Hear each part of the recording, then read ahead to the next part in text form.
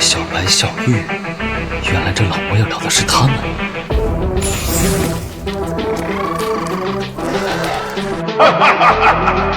真是天助我也！小蜘蛛他们身上究竟有什么秘密？小友，血域蜘蛛与我极阴岛有缘，原本就是老夫座下的灵兽。你是要灵石呢，还是功法？只是这蜘蛛早已与在下血脉认主。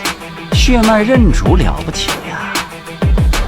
别想着坐地起价。吴道友说笑了，若是道友执意出手强夺，大不了鱼死网破。你韩某虽是一介散修，也是有一些骨气的。